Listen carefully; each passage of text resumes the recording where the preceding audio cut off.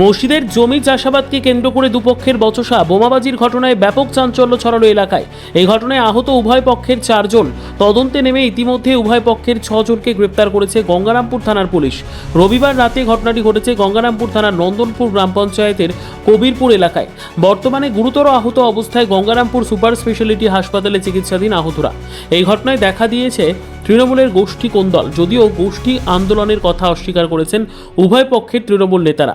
স্থানীয় সূত্রের খবর, নন্দনপুর গ্রাম পঞ্চায়েতের কবিরপুর জামে মসজিদের নামে রয়েছে বেশ কয়েক বিঘা জমি। সেই জমি দীর্ঘদিন ধরেই চাষাবাদ করে আসছিল এক পক্ষ। সেই জমিতে চাষাবাদকে কেন্দ্র করে বেশ কিছুদিন ধরেই এলাকায় চলছিল অশান্তি। রবিবার রাতে যা বিশাল আকার ধারণ করে। প্রথমে একে অপরের বিরুদ্ধে লাঠিসোঁটা নিয়ে চড়াও হয় উভয় পক্ষের লোকজন, পরে বোমাবাজি করা হয় বলে অভিযোগ। এই ঘটনায় আহত হয়েছে উভয় পক্ষের 4 জন। ঘটনার খবর পেয়ে রাতেই গঙ্গারামপুর থানার আইসির নেতৃত্বে বিশাল পুলিশ বাহিনী পৌঁছয় ঘটনাস্থলে এবং ঘটনাস্থল থেকে উভয় পক্ষের 6 জনকে গ্রেপ্তার করে পুলিশ। ঘটনার পর থেকে এলাকায় রয়েছে চাপা উত্তেজনা। এলাকায় বোমাবাজির ঘটনাকে কেন্দ্র করে দেখা দিয়েছে তৃণমূলের গোষ্ঠী কোন্দল, যদিও গোষ্ঠী কোন্দলের বিষয়টি অস্বীকার করেছে উভয় পক্ষের তৃণমূল নেতারা। গোষ্ঠীকন্দল এখানে দলীয় কোনো ম্যাটার নেই। এখানে সেই গ্রামেরই, কবিরপুর গ্রামেরই একটা মসজিদের জমি সংক্রান্ত একটা দুই গোষ্ঠীর ঝামেলা। সেখানে বেশ কয়েকজন ইনজিওর হয়েছে, হাসপাতালে ভর্তি প্রায় 4 জন, এবং পুলিশ যথেষ্ট তৎপরতার সাথে কাজ করেছে। সেখানে 6 জনকে অ্যারেস্ট করেছে, দুপক্ষ 3 জন করে। টোটালটাই পুলিশ দেখছে। আমরাও চাইছি এলাকায় যেন শান্তি ফিরে আসে। অযথা একটা বিষয়কে কেন্দ্র করে একই পাড়ায় বসবাস করে তাদের মধ্যে গণ্ডগোল, মারপিট, এটা আমরা কাম্য নয়। আমরা দেখছি পুলিশ প্রশাসন সহযোগিতা করছে, আমরাও চাইছি যেন বিষয়টা মিটে যায়। বোমাবাজির মতন ঘটনা ঘটেছে, কি বলবেন? দেখুন, আমরা শুনেছি কিন্তু আমরা প্রত্যক্ষ এখনও দেখিনি। পুলিশ তদন্ত করছে, কি বিষয় আছে পুলিশই বলতে পারবে। বোম পেটেছে না অন্য কিছু হয়েছে সেটা পুলিশ তদন্ত করছে, পুলিশ বলতে পারবে। কিন্তু আমরা চাইছি যে এলাকায় শান্তি ফিরে আসবে। কতজন আহত হয়েছে দাদা? প্রায় 4 জন ইনজিওর হয়েছে।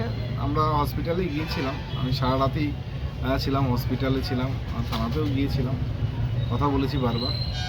ঠিক আছে, আপনারা কি থানায় অভিযোগ করেছেন? থানায় দুপক্ষই অভিযোগ করেছে,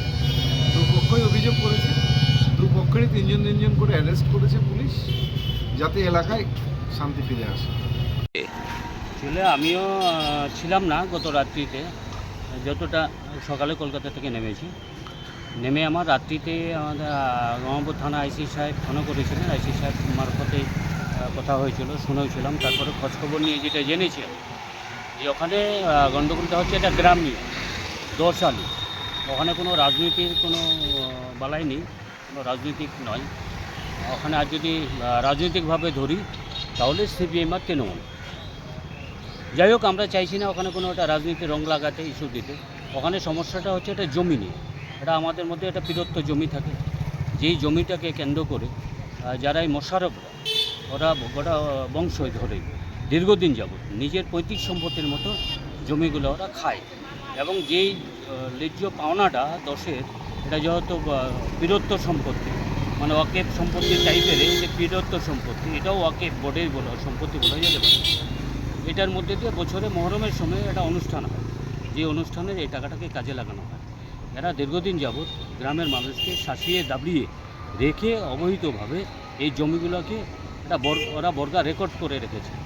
বর্গা রেকর্ড করার ফলেই এরা এটাকে এখন 50% নিজেদের রায়তি দাবি করছে। এবং গ্রামের মানুষ চাইছে যে এটা যেহেতু ওয়াকেফ সম্পত্তি, বৃহত্ত জমি, এর কোনো মালিকানা নেই, সেহেতু এই জমিটা বর্গা হবে কেন? তাহলে সব গ্রামের মানুষ, কোনো গ্রামতে কোনো জমি এগুলো বর্গা নেই, সবাই বছর বছর টেন্ডার দেয়, একটা মোটা টাকা ওঠে, সেটা গ্রামের বাচ্চা কাচ্চা নিয়ে ওরা খাওয়া দাওয়া করে, প্রতি বছর একটা অনুষ্ঠান হয়। তাহলে আমাদের গ্রামে সেটা হবে কেন? এই নিয়ে একটা গ্রামের মধ্যে একটা চাপা উত্তেজনা চলছিল। এবার ওরা জানতে পেরেছে, মোশারফরা জানার পরে এই চেংড়াগুলো সরাসরি আমাদের সঙ্গে দল করে, একটা পার্টির সঙ্গে যুক্ত। এই চেংড়াগুলোকে সন্ধ্যার পরে ওখানে একটা ফুটবল মাঠ আছে, ওই মাঠের ওখানে বসে ওরা আলোচনা করে, এটা গল্প করে। সেই সময় ওরা এসে ছেলেগুলোকে অ্যাটাক করে এবং মারধর করে। পাল্টা মারামারি হয়েছে, সেখানে ওরা গুলিও করেছে, বোম ফাটিয়েছে। ওরা প্রিপারেশন নিয়েছিল, ওদের হাতে লাঠি ছিল, রড ছিল, রামদাও ছিল, ওখানে পিস্তল ছিল, বোম ছিল, আর সব রকমভাবে ব্যবহার করেছে। এরা বাঁচার তাগিদে কেউ দৌড়িয়ে পেলিয়েছে, কেউ মার খেয়েছে এবং পাল্টাপাল্টি হয়তো ধাক্কাধাক্কি হয়েছে, মারামারিও হয়েছে। তো কেউ কি হসপিটালে ভর্তি রয়েছে? হ্যাঁ, এখন বেশ কয়েকজন সম্ভবত জনা 5 বোধ হয় হসপিটালে অ্যাডমিটও হয়েছে। আমি যেতেও পারিনি, এখনও যাইনি। আমি নিশ্চয়ই যাব দেখা করতে। এরা বোধ হয় 5 জন হসপিটাল ভর্তিও হয়েছে। দুই পক্ষেরই রাত্রির মধ্যেই একটা কেসও হয়েছে, যতটা খবর হয়েছে। দুই পক্ষে গ্রামের ওই একই গ্রামের একটা জমি পক্ষ আর একটা জমির বিপক্ষে গ্রাম পক্ষ।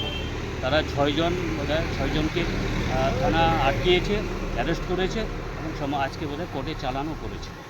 এবং আমরা চাইব যে এর প্রকৃতভাবেই একটা সরকারি আইনগতভাবে এর সুরাহা হোক। আগামী দিনে ভবিষ্যতে যেন এরকম কোনো ঘটনা না ঘটে, নিশ্চয়ই আমরা সেটা আমাদের দলের তরফ থেকে, তৃণমূল কংগ্রেস তরফ থেকে আমরা চাই। ব্যুরো রিপোর্ট, উত্তর বাংলা সংবাদ।